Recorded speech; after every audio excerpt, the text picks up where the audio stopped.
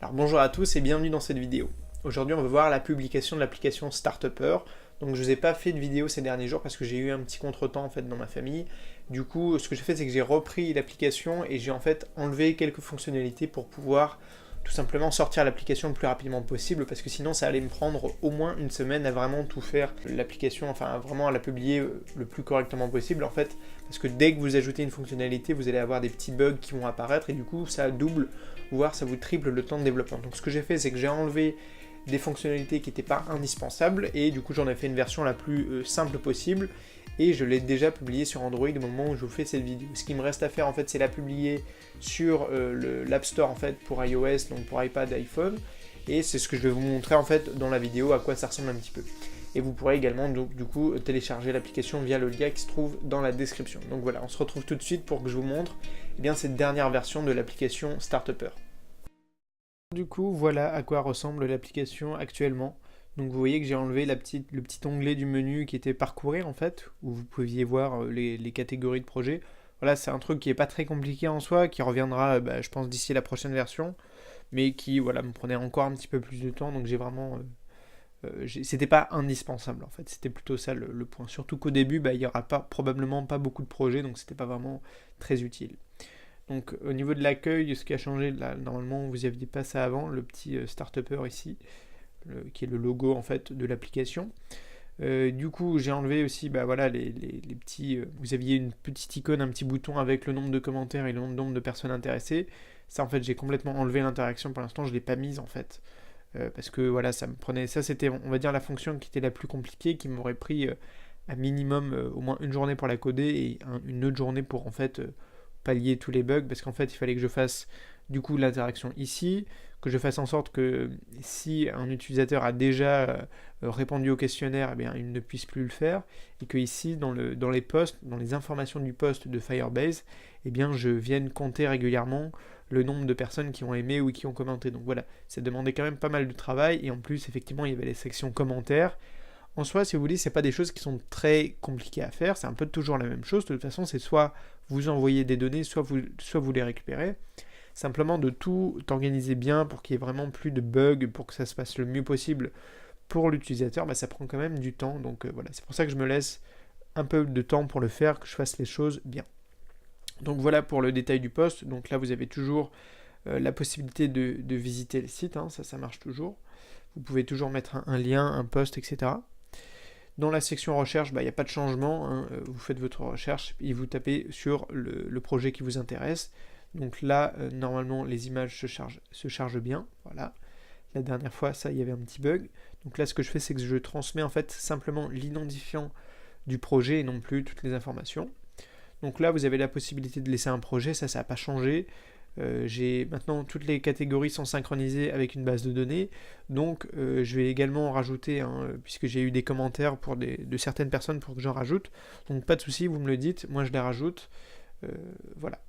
Et au niveau du profil, maintenant ça s'affiche comme ça, donc plus de la même manière que la page d'accueil.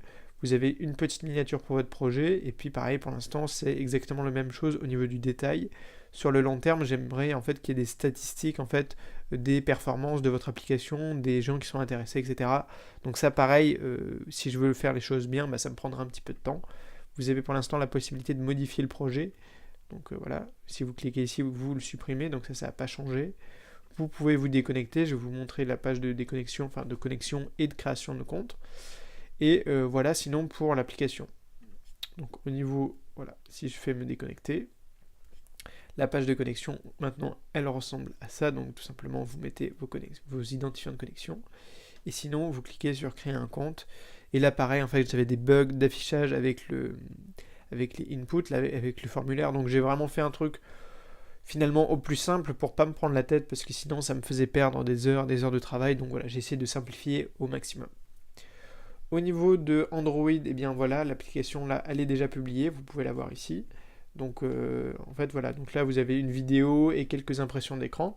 Donc c'est vraiment la version de base encore une fois. Donc si vous voulez, c'est ça aussi qui est peut-être un peu long et même un peu chiant quand vous publiez l'application, c'est qu'à la fin de une fois que vous avez travaillé des semaines sur votre appli, vous êtes un petit peu épuisé et du coup quand vous voyez tout le travail que ça demande aussi de mettre l'application sur les stores, c'est un peu c'est un peu la goutte d'eau de trop, quoi. Donc voilà, donc par exemple, vous avez des miniatures à faire, enfin des impressions d'écran de l'application à faire pour, eh bien, par exemple, tous les téléphones, les tablettes. Bon, pour Android TV, bien sûr, je ne l'ai pas, mais bon, ils en demandent quand même.